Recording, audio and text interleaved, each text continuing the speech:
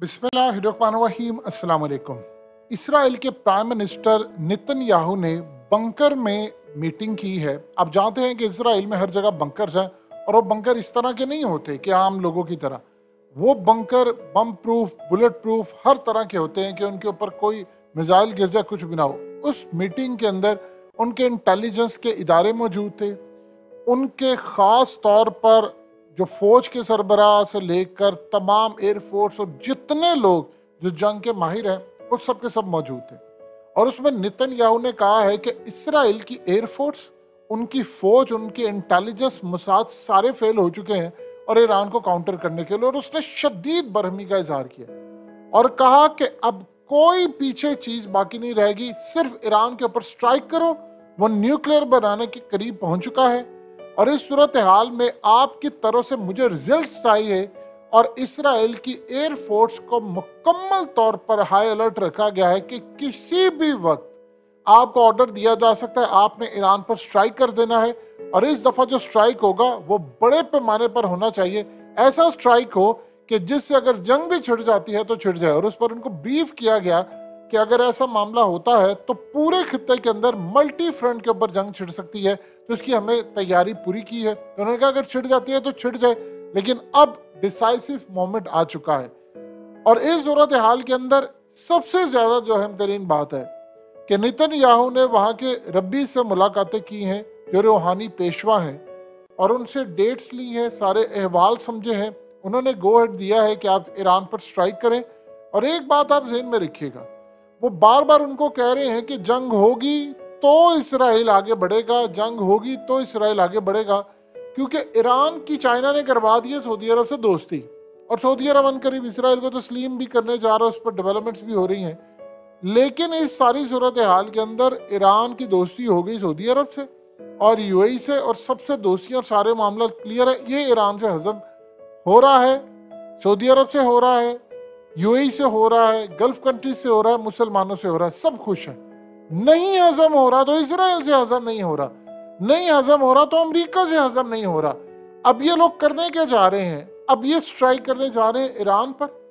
और एक बात याद रखिएगा, जितने माजी में इसराइल ने स्ट्राइक किए हैं ईरान पर, वो चूकेगा नहीं। वो इस तरह नहीं है बाकी ममालिक की तरह उसने कह दिया, वो करके आ जाएगा। और उसके बाद इतने बड़े पैमाने पर शायद जंग छिड़ सकती है कि याद रखिएगा उन्होंने इस दफा इस जंग को गालिबन हो सकता है बलूचिस्तान और गवादर तक भी ले आए। उसकी वजह यह है कि जब अफगानिस्तान के अंदर लड़ाई होती है तो उसका असर आप पर पड़ता है, और इसका चाइना पर भी पड़ा, उसका सेंट्रल एशिया पर भी पड़ा, ईरान पर भी पड़ा। इसी तरह अगर ईरान के ऊपर स्ट्राइक होता है और वो जंग में बदल जाता है तो डेफिनेटली बात है वो चाहेंगे कि उसको पाकिस्तान के अंदर मुंतकिल करें, उसको हम गवादर तक लेकर आए, उसको हम बलूचिस्तान तक लेकर आए।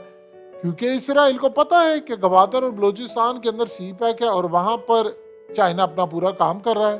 तो लिहाजा इस सूरत हाल में उसकी पूरी कोशिश होगी कि चाइना का जो BRI प्रोजेक्ट का फ्लैगशिप है, दिल है, उसको तो मैं काटूं। तो वो किसी ना किसी तरह, जिस तरह जंग तो शुरू हुई थी, लोग समझते कैसे होगी भाई, ये नहीं हो सकता, ये ईरान और इसराइल की तो पुरानी लड़ाई चल रही है। अब बताइए लड़ाई कहाँ पर शुरू हुई थी? अफगानिस्तान हुई थी ना। अफगानिस्तान जंग शुरू हुई थी, खत्म कहाँ पर हुई है? पाकिस्तान में। सारा मामला कहाँ पर खत्म हुआ है? सबसे ज्यादा नुकसान किसे? हमने उठाया। तो इस सारी सूरत हाल में आज तक हम संभल ही नहीं पाए। हमारे एक फ्रंट की बजाय 2 फ्रंट हो गए। पहले सारी फौजें और हमारा सारी एयरफोर्स, सारा ध्यान हमारा भारत की जानिब था। अब मामला डिफरेंट है। ये जो असल में इस वक्त सूरत हाल है उस पर वो तैयारी कर रहे हैं। और ये जो एक प्रोपेगेंडा किया जाता है कि जी वो असल में इसराइल को खतरा है ईरान से। आप बताइए इसराइल को क्या खतरा है? एक सिंपल सी बात बताइए ना कि इसराइल को खतरा क्या है।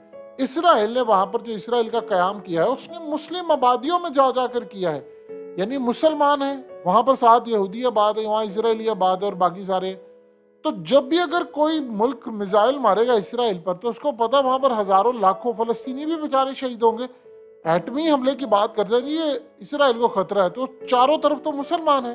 तो ये तो आज के दौर का जो एटमी मिसाइल है या कोई भी बड़ा मिसाइल है, उसकी रेडिएशन वो तो इतनी खतरनाक है कि पूरे का पूरा खिता लरस जाएगा। तो आप ये देखिए, इनको सबसे ज्यादा तो सिक्योर ये बैठे हुए, इनको पता है कि कोई भी मुस्लिम कंट्री मारेगी तो वो पूरे का पूरा, यानी फलस्तीन भी तबाह हो जाएगा, उसके साथ लिबनान है, उसके साथ उर्दन है, शाम है, वो सारे का सारा मलियामेट हो जाएगा। ये वो थोड़ा पुराने ज़माने का हिरोशिमा और नागासाकी का है, उसके बाद के असरात आज तक इंसान भुगत रहा है। तो ये तो आज के दौर की बड़ी बात है। तो ये अपॉर्चुनिटी तो वो ज़ाया नहीं करेगा। और दूसरा, दो बात आप समझिएगा, अब गल्फ कंट्रीज की ईरान के साथ वो नेवल एक्सरसाइज करने जा रहे हैं, अपना ब्लॉक बनाने जा रहे हैं।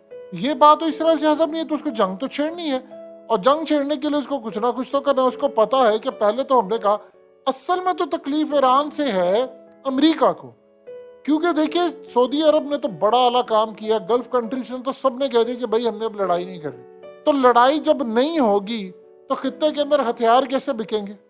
जो हथियार बनाने वाली कंपनियां हैं, जो सिक्योरिटी कंपनीज हैं, जो कॉन्ट्रैक्ट लेने वाले हैं, उसका धंधा कैसे चलेगा? जंग होती रहे तो जंग होगी, लड़ाई होगी, हथियार बिकेंगे, तो वही काम चलता रहेगा उनका।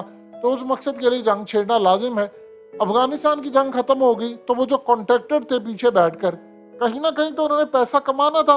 उन्होंने काम ये किया कि उन्होंने रूस और यूक्रेन की जंग छेड़ दी, वहां वो पैसा बना रहे हैं। लेकिन इस खित्ते के अंदर उन्होंने देखा कि अब ईरान की दोस्ती हो गई है और पाकिस्तान का बॉर्डर भी सिक्योर है, तो हमें कुछ ना कुछ तो करना है। और आप देखिए कि इस दफा अगर वो ईरान की जंग छिड़ जाती है तो रशिया तो खड़ा रहेगा ईरान के साथ, और ईरान के पास जो ड्रोन्स हैं वो तो इस वक्त रशिया इस्तेमाल कर रहा है यूक्रेन की जंग के अंदर, और चाइना भी उससे बहुत सारी चीजें लेता है। लिहाजा इस सूरत हाल में चाइना की इन्वेस्टमेंट है वहां पर जो 400 कुछ अरब डॉलर है, उससे तो ईरान इस वक्त फायदा उठाएगा। लेकिन इसराइल को तो नहीं पसंद। इवन के सैटेलाइट अपना रशिया ने दे दिया है ईरान को कि अगर वो हमला करता तो आपको पता चले। और इस पूरी जंग के अंदर जो यूक्रेन की हुई है, इसराइल की फोर्सेस, मुसाद, वो सारे मिलकर तो यूक्रेन की साइड से लड़े। उनके बहुत सारे इसराइली तो आकर वहां पर लड़े हैं यूक्रेन के अंदर। तो ये बात तो रशिया को पता है। और फिर वो धमकी याद कीजिए जो रशिया ने दी थी कि अगर आपने स्टेटस को बदलने की कोशिश की, अगर आपने किसी भी तरह मस्जिद अक्सा को उसका अल्टर करने की कोशिश की या तबाह करने की कोशिश की तो बर्दाश्त नहीं किया जाएगा। चाइना भी इसी मामले पर उसने कहा हम रशिया को बैक करेंगे। शाम के अंदर उन्होंने दोस्तियां कर ली बशारुल असद से और बहुत सारे मामला। ये तो जो लड़ाई इस वो करने जा रहे हैं वो तो तैयारी करके बैठे हैं। और आज देख लें उनकी एयरफोर्स को उन्होंने तैयार किया और ये जंग उन्होंने बलोचिस्तान तक भी लेकर आनी है। उनकी पूरी कोशिश होगी हम पाकिस्तान को इसमें इन्वॉल्व करें। देखिए एक बात आप ध्यान में रखिएगा, जब वो ऐसा काम करते हैं तो वो किसको कहेंगे? वो अमेरिका को कहेंगे कि पाकिस्तान को हमें अड्डे दो। और पाकिस्तान अब इस पोजीशन में तो नहीं है कि हम किसी के साथ जंग अफोर्ड कर सकें। तो वहां पर फिर अमेरिका अगर आपको कहता फिर मामला बहुत ज्यादा खराब होंगे। ये सारी की सारी जो चीजें हैं वो आप इस बात को अच्छी तरह समझिए कि प्लान बड़े बन रहे हैं। जंग हर वक्त करना खित्ते के अंदर किसी जगह पर वो ये बड़ी ताकतों का शेवा होता है ताकि वो माल बना सके। आज शाम को फारिग इसलिए किया गया है ना कि उसने जंग लंबी लड़ने से इनकार कर दिया था। उसने खुद कहा, उसने कहा कि असल में तो कॉन्ट्रैक्टर बनाते हैं, ये पैसा बनाते हैं, पीछे बैठकर फौज पैसा खाती है और जर्नैल पैसा खाते हैं और ये सारा जो हमारा बजट जाता है उसमें सारे मिलकर पैसा खाते हैं। जब उसने ये बात कही और ओपनली उसने कहा था जर्नैल और आर्मी चीफ मुझे पसंद नहीं करता लेकिन फौजी सारे पसंद करते हैं। मैंने उनकी जंगें खत्म करवाई हैं शाम से अफगानिस्तान से, लेकिन इन जर्नैलों का पैसा लगा हुआ था, ये पैसा बनाते थे, इनके कॉन्ट्रैक्टर थे, ये सारे बैठकर काम कर रहे थे। तो लिहाजा ये तो मुझे पसंद नहीं करते। और अब जो स्ट्राइक की बात इस वक्त जारी है वो एग्जैक्टली सिचुएशन वही है। स्ट्राइक हो गया तो आप देख लो उसके बाद ईरान रिटेलिएट करेगा। ईरान ने रिटेलिएट करना तो उसने छोड़ना नहीं है। जब वो लड़ाई के अंदर आएगा जाहिर सी बात है गल्फ कंट्रीज कह देंगे कि भाई हम न्यूट्रल है। वो तो किसी सूरत अमेरिका को इजाजत नहीं देंगे कि उनके हाथ से मिलिट्री बेसिस पर यूज करे ईरान पर हमले के लिए। वो कह देंगे कि भाई नहीं, हमने जंग में नहीं जाना। तो वो जंग में जब नहीं जाएंगे तो फिर उसके बाद एक अजीबोगरीब सूरत हाल जो कि बजाय मुसलमानों के लिए बड़ी अच्छी होगी कायम हो जाएगी। चाइना बैक करेगा, रशिया बैक करेगा। ईरान को भी ये बात समझ आ जाएगी कि मामला कितना संगीन है और उसके पास कोई ऑप्शन बाकी नहीं बचेगी कि वो जाए और इसराइल पर हमला करे और उसकी इंस्टॉलेशन पर हमला करे। इसके अलावा उसके पास कोई ऑप्शन, वो हिजबुल्लाह को एक्टिवेट करेगा और बहुत सारी चीज़ों को। तो ये लड़ाई बड़ी लंबी चलने वाली है अगर ये स्ट्राइक हो जाता है।